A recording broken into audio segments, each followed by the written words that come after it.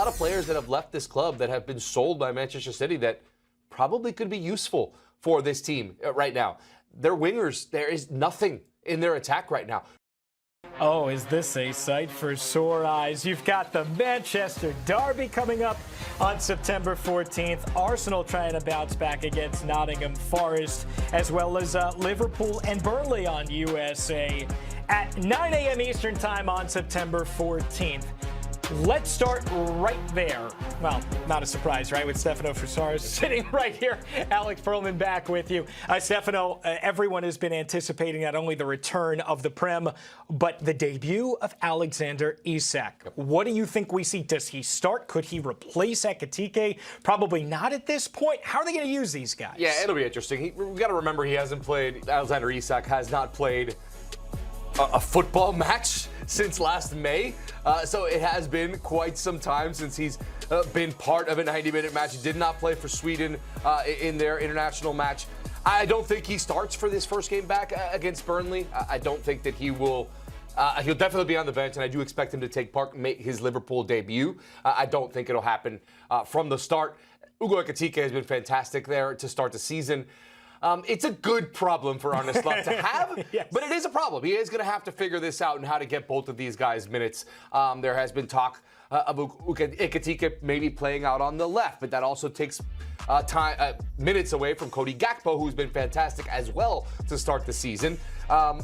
Again, Isak will be the starting number 9 for this team. I don't think there's any question about it. When you pay the fee that they had to pay to get him into the club, he will be the starter. But Ekitike will be playing a part, whether that's together with Isak on the left, whether that's a rotation, at least to start, which I do believe it'll be that, at least from the beginning. With these first games, the good thing about for Liverpool, besides the Champions League match against Atletico Madrid, in the league, they have a pretty decent fixture list coming forward. It's Burnley, it's Everton, which is always an interesting matchup in the Merseyside Derby, but not playing Arsenal or playing Man City at this point. Crystal Palace, Southampton in the EFL Cup. There's some opportunities here for Liverpool to play with their lineups, to be able to put all of these guys on the pitch.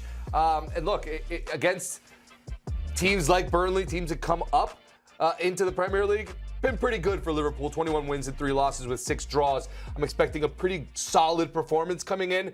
They had those 2 games, Liverpool did, where they did not look good, still escape with the win. Looked much better against Arsenal, get that 1-0 win. They're still perfect. 3 wins in 3 games, so they feel good about it, but they haven't even scratched the surface on the quality of football that they can play with these players. I think it will be a learning process for Arne Slot and this new squad for Liverpool, but I think it will go pretty well as they continue to play more games. What about the team that Liverpool just beat before the international break? Arsenal, everybody is so excited about what they would bring. Victor Gyökeres, of course, with the goal scoring. They've won their last 3 home matches against Nottingham Forest by a combined score of 10-1. Do you think we see another kind of repeat? Yeah, I think Arsenal's going to feel, they won't feel terrible about the way that things went at Anfield. It's been a historically terrible place for them to go. They lose 1-0, but they played well. Didn't have Bukayo Saka. Eze and Odegaard come off the bench because they weren't fully fit to go to start that match. Getting at those guys now, you have to think that they'll be starting for Arsenal at home against Nottingham Forest. I think they feel good about themselves. Defensively, they will have some issues defensively as far as injuries are concerned. But I think it's a good match against Nottingham Forest. Forest coming off a disappointing loss to West Ham. And coming back home with the new signings, I do think that Arsenal bounce back and find a way to get a result against Nottingham Forest. Still missing some players, but getting Eze in front of the Emirates crowd, I think will have an impact on this match. To start, Odegaard as well playing from the start. I expect a good one for Arsenal. Let's move on to Chelsea. 7 points from their first 3 matches, and we saw them shock PSG in a lot of ways in the Club World Cup final. Esteval, João Pedro, those new signings have really flourished early on. Away at Brentford coming up. What do you make of that matchup? It's never easy to go away at Brentford, but let's be honest. This is not the same Brentford side that we've come to expect when they are at home at the Brentford Community Stadium. It's always difficult at the GTEC Community Stadium, excuse me. It's difficult for teams to go in there. And no Thomas Frank. And no Thomas Frank. That's a massive loss for Brentford, and they've also lost Mbumo and Vista, their 2 guest goal scorers. Chelsea is going to come in this game and expect to win.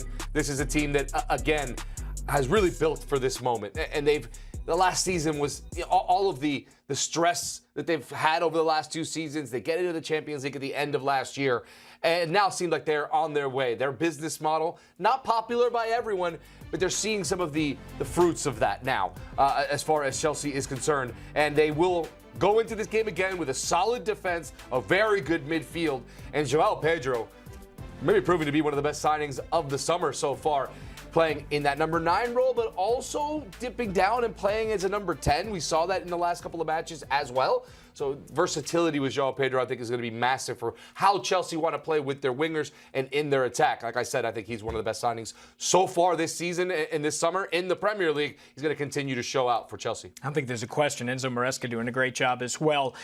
This is as tasty as it gets. A Manchester derby with United sort of in shambles at this point. They did get that late win, but it was not convincing by any means over Burnley. And what do? They step into the derby against City. But they've had the worst start of any of the contenders. So it's 2 teams up in the air with what we think of them going into this matchup. Yeah, football not great in Manchester right now. And again, for their standard, Manchester City, it's just not the standard that you've come to expect. And we saw that last year, obviously, not winning anything and having to struggle. And then this year, it's kind of gotten off to the same start. 1 win, 2 losses in their first 3 matches. And in my opinion, too, it's just, I'm starting to wonder, and I think we need to ask questions about this Manchester City and about Pep Guardiola's decision-making over the last few years. There are a lot of players that have left this club that have been sold by Manchester City that probably could be useful for this team right now. Their wingers, there is nothing in their attack right now. Doku, not been good. Oscar Bob, not great. Those are really the 2 guys you're going to be starting at the wing positions for a Manchester City side. It's not good. I mean, do you remember Cole Palmer was on this team and they decided to sell him to Chelsea, and now they are struggling on the wings. They're struggling in the midfield. Tijani Reinders, after getting off to that great start in the first game, not really finding his footing in that midfield. They're getting overrun even with Rodri back. There's clearly a lot to figure out within this Manchester City team. And maybe it's playing against Manchester United, and that will help, because Manchester United, again, is a team where we don't really know what to expect on a week-in, week-out basis. It's not been good to start. So both of these teams are kind of desperate for points. Even though we're so early in the season, this feels like an important game for both of these teams. And we have seen Cherki and Aït-Nouri have such a great impact immediately in the FIFA Club World Cup. Those are 2 guys that they need to go, and we haven't seen it yet. And now Cherki injured. Right, of course, well. So he's out. Aït-Nouri had an injury in week 1, was able to come back and play, but clearly not 100%. So they have some injury issues as well. This is a team that there really has a lot of questions right now in Manchester City.